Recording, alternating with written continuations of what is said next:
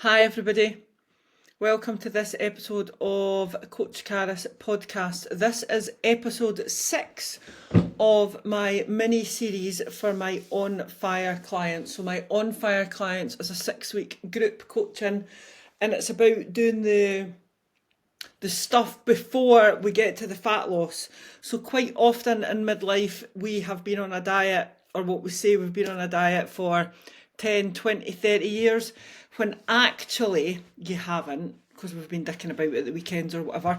But also we are trying to deal with so many other midlife symptoms that it makes fat loss feel virtually impossible. So my on fire clients, we are working on all the other stuff to make us feel awesome, and then we can sort out fat loss. So we're working on things like sleep and daily habits and daily steps, and we're focusing on macros, so getting enough protein in, and eating lots of calories, so probably way more calories than you think that your body needs, because let's face it, you've been on a diet for 30 years, so you know what you're doing, right?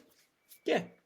So I'm going to break down calories and macros for fat loss today. I'm going to give you a simple explanation. I'm even going to give you a simple explanation to how to work out your maintenance calories. So it's just a rough guide, but it's a really simple way to do it. So no scientific formula. It's just really, really simple. And what we're aiming to do before you start the fat loss is actually eat this amount of calories to maintain your weight, so that your body feels fueled, your brain feels fueled. If you're eating enough calories, your sleep will improve, your recovery from exercise will improve, your perimenal symptoms will improve, like your brain fog, etc. And you will generally not be hangry anymore, and you'll be a nicer bitch. This is what we're aiming for. All right. So it's going to mean what we want to get away from midlife women is thinking that your life is basically going to consist now of weighing food and tracking food, and that's not the case. And we also don't want you to think that just because you're on a diet that you're going to have to cut out all your favourite things. Like, we don't have to cut out wine, we don't have to cut out cake or crisps or sweeties or chocolate.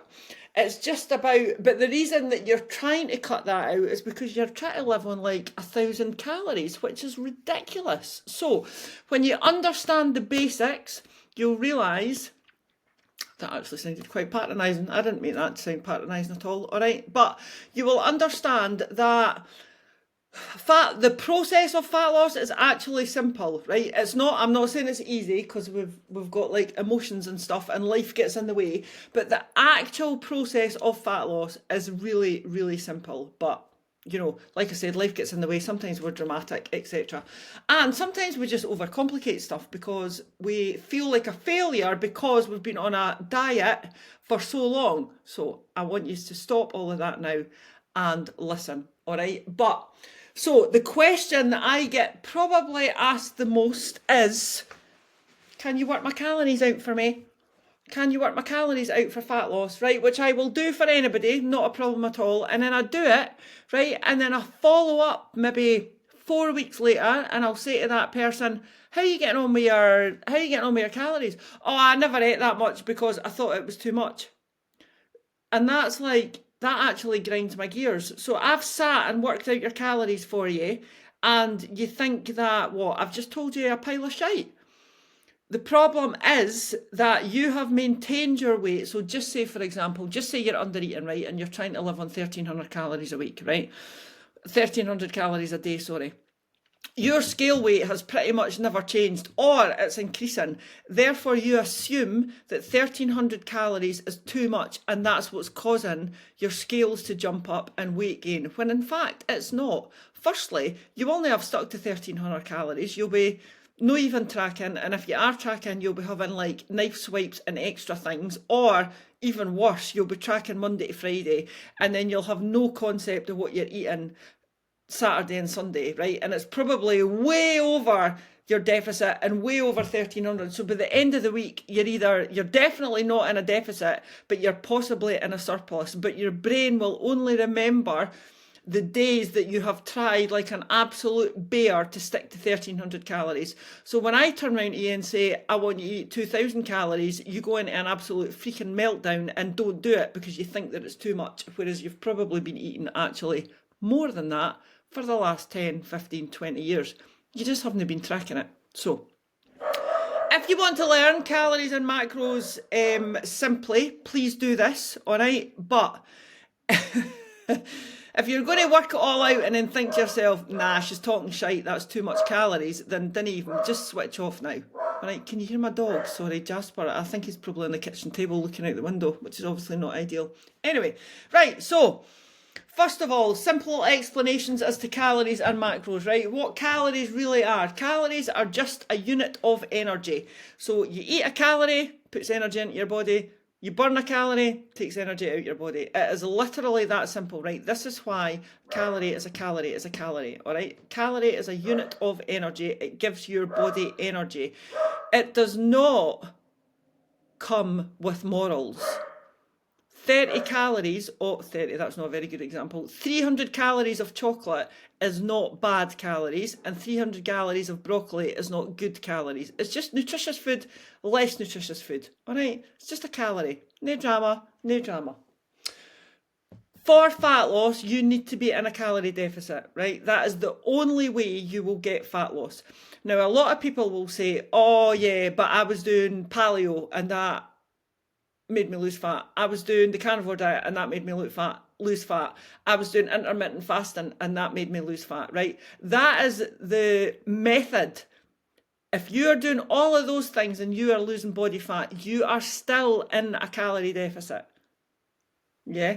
Do not get confused. It's not necessarily the method that you're using, as in the type of diet that you're using. It's the fact that you're in a calorie deficit that is making you lose body fat. True story, by the way. Right, macros. For fat loss, focus on protein. This is because it makes you feel fuller for longer and it retains your muscle that you have already, all right? So when you're losing fat, we literally want you to lose fat and not necessarily body weight. I don't want you to lose all your muscle as well. That is why when my clients say to me, I weigh this much, or I've lost 2 stone in weight. No, you haven't, right? We're aiming for fat loss. We don't want you to lose your muscle, etc., etc. We want to keep your muscle, therefore eat the protein. Also makes us feel fuller for longer because it is processed in the tum-tums. So fat and carbs are processed in your mouth, but protein is processed in your tummy, and that's the acidy stuff that breaks it all down, all right? But the more protein you eat, the longer it takes to leave your tummy, hence you'll feel fuller for longer, and your body doesn't let the carbs and the fat, even though that's processed as in broken down in your mouth, your body doesn't let your carbs and your fat leave your stomach until the protein has been processed. Therefore, everything stays in your tummy for a wee bit longer, therefore you feel fuller for longer. That makes sense. I hope that made sense. So for fat loss, think about protein, macro-wise, all right? Focus on your protein. 30 to 40 grams with every meal would be amazing.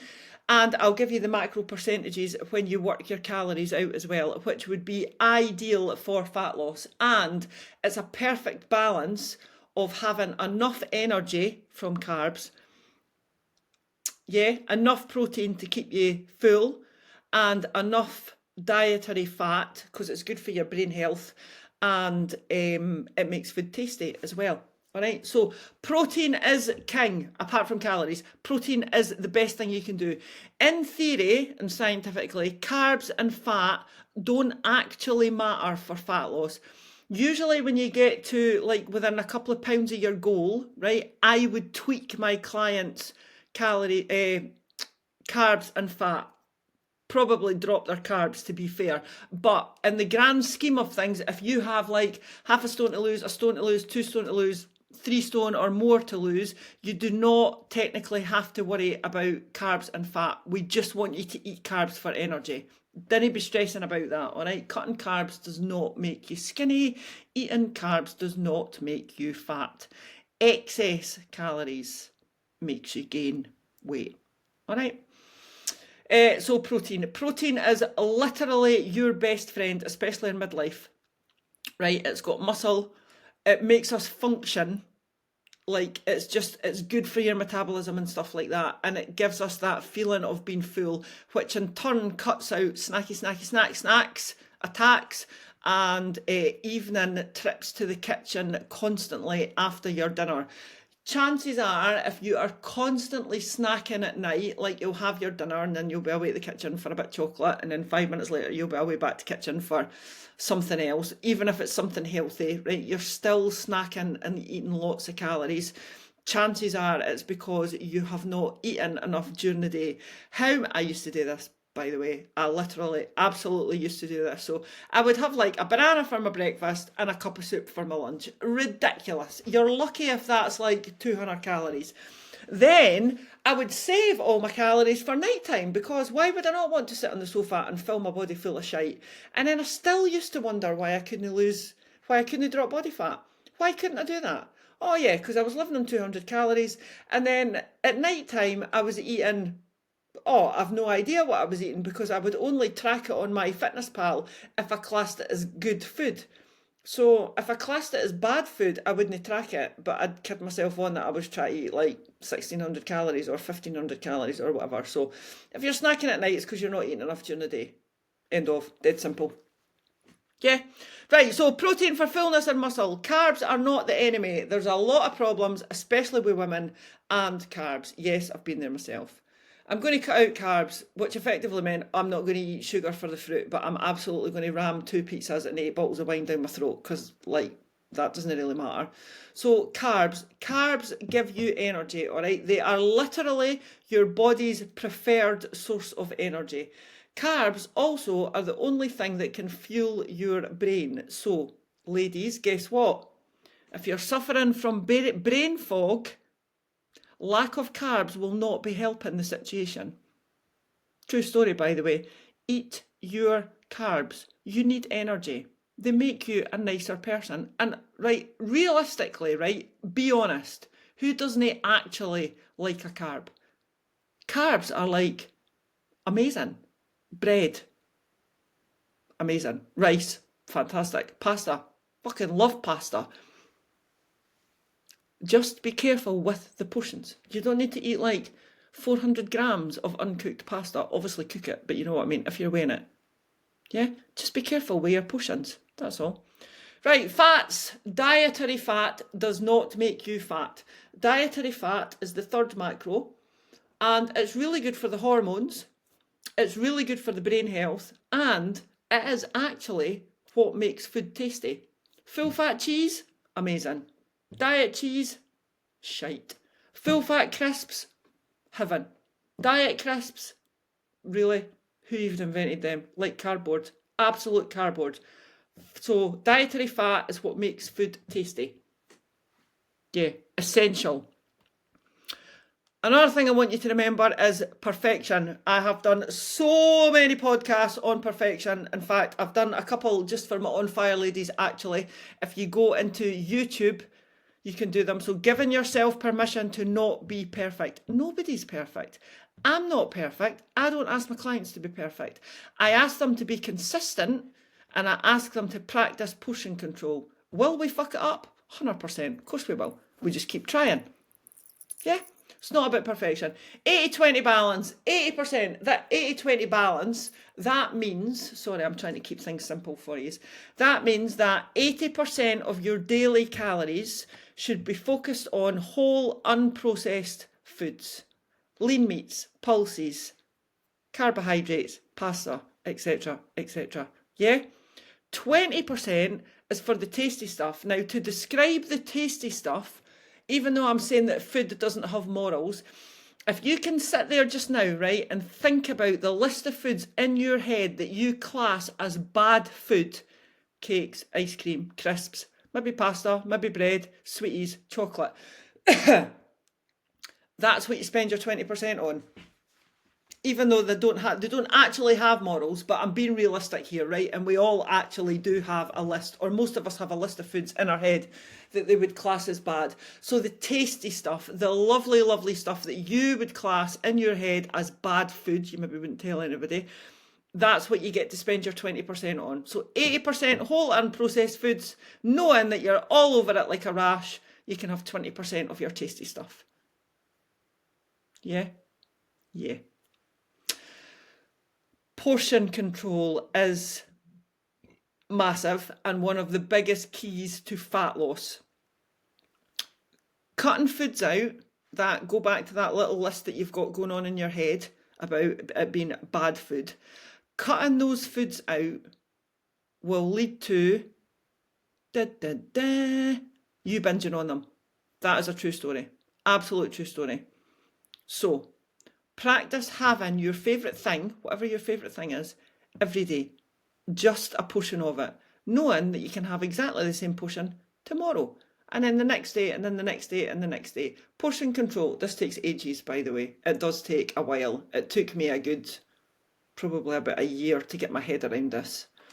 Did I eat, I'm talking about Freddos, did I eat a lot of Freddos while practising to not kick the arse out of eating the Freddos? Of course I did, 100%. I'm now at the stage that I can eat a Freddo. Sometimes I do have two, but it's genuinely because if I'm sitting on the sofa at night, I have it with my nighttime cup of tea. I'm sitting on the sofa and I'll eat a Freddo and I'll be drinking my tea. And then I've maybe got like half a mug of tea left and I'll be like, I could actually just go another Freddo. So I'll toodle away at the kitchen and I'll get another Freddo. Did the world end?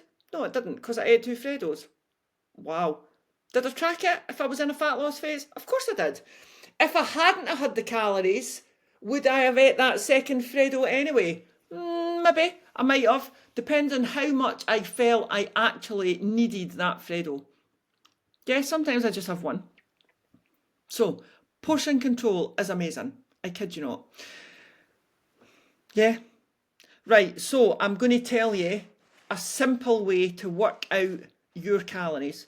So what I would like you to do is to work out your calories based on this and follow that calorie amount for 4 weeks while stepping on the scales every day. This is if you're looking for fat loss, all right? So I want you to follow that for 4 weeks. What I don't want you to do is work it out and say, nah, that's too much. Because the problem is, like I said at the very, very beginning, you think that you've been on a diet for 30 years when actually you haven't. And this is where it blows my mind. I'm going to try and I'm going to try and explain this to you properly, right? So just say you're living on 1,400 calories, right? And you're tracking your food and you're stepping on the scales, right? And then you get to, I don't know, year 10 and you're still telling me that you're on 1,400 calories. Right? And that your body's just like, you can't lose body fat. So why? Like, why? If you've been doing this for 10 years, why are you still sticking to that calorie figure? Something's no right. That is the definition of insanity. Doing the same thing over and over again and expecting different results. So if you have been living on teeny weeny amounts of calories for a long time, your body will think that it's never going to get any more food. So it's not going to let go of anything. It's just going to hang on to everything. So build up your calories to your maintenance calories. Do that for a couple of weeks and then start introducing a deficit. Your body will be used to getting like 2,200 calories. It'll be like, oh my God, this is amazing. And then you put yourself into a wee small teeny deficit, like 15%, and then your body's like, oh, cool. This is cool. I've had a good 4 weeks of feed. I'm ready to go. Stop doing the same shite and expecting different results. So, how to work out your calories, a really simple way to do it. Take your body weight in pounds. For example, I am 149 pounds. Times that by 14. Do you know, I should have done the sum first. I did do the sum and then I haven't written it down, so I'll just do it just now. So I am 149 pounds. I'm going to times that by 14. 2,086 calories. My body would do very well on 2,086 calories, right? However, this is just a rough guide. So this is not if you're sitting on your arse all day and doing nothing. I am assuming that you're doing 3 to 4 training sessions a week and getting some daily steps in, all right? This is a good start, a good start.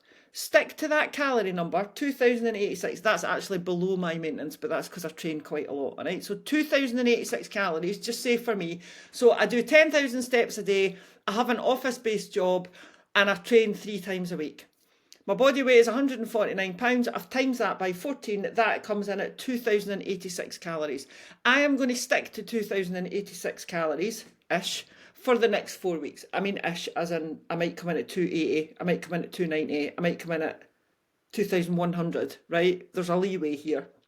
I'm going to stick to that for 4 weeks. Excuse me, I had to get a drink. And I'm going to track my weight every day. By the end of the 4 weeks, just say, for example, my scale weight has stayed the same. I'm going to introduce a 15% deficit. So 2,086 minus 15%.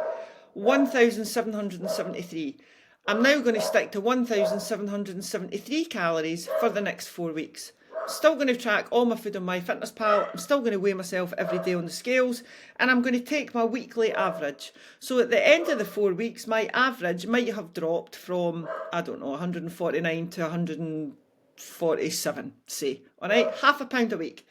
147. So I've lost £2 in a month. That's absolutely banging. There's no need to do anything else. I just keep going with my 1,773 calories. This is, see, it's simple. A lot of the problems, ladies, is you want results now, whereas in fact, you could actually cut that. So you could go for a 40% deficit. You'll not stick to it. You absolutely will not stick to it, and that's probably what you've been doing for the last 10, 15, 20 years. So do you know what? Let's do something different. Let's do something different. Let's disregard everything that you think that you know about fat loss and try something different, something nice and simple. Take your body weight in pounds, times it by 14. Stick to that calorie total for 4 weeks. Focus on your protein. Set it, if you're on MyFitnessPal, set your protein at 30%, set your carbs at 40%. That's enough to give you energy without tanking your hormones. And set your dietary fat at 30%. Yeah, do that for 4 weeks. Because I guarantee if you're improving your food choices, which you will be if you're trying to hit your protein, you'll get fat loss. All right, my lovelies, I don't think I've got anything else to tell you there. Right, so calories and macros, they don't need to be scary. I understand why they are, and it doesn't need to be complicated. The process of fat loss is simple. It's not easy because we do overcomplicate it. We do bring our emotions into it. And do you know what? Sometimes life just gets in the way, and that's okay. All right, it's quite simple. Think of calories as fuel for your body, and macros as the balance of nutrients that keep you strong, give you loads of energy, and keep you supported, whether that's your brain health, your hormones, etc., etc. Especially in midlife. What worked for us when we were 20, 8 cups of coffee, 20 packets of fags, does not work for us in midlife. We need fuel. It's not just about energy for moving, it's about energy to support your hormones and your brain and your midlife perimenal symptoms, all right? You don't need to be perfect. I want you to remember that. You just need to be consistent. And yes, consistent includes Saturday and Sunday. Do not be a weekend wanker. Focus on more protein, balance your plate, quarter a plate of protein, quarter a plate of starchy carbs, half a plate of fruit and veg. Keep it sustainable, my lovelies. That is where the fat loss magic happens. As always, inbox is always open. You get me on Facebook, you get me on Instagram under Coach Caris. Any questions, give me a shout, my lovelies. Have a top day. Bye-bye.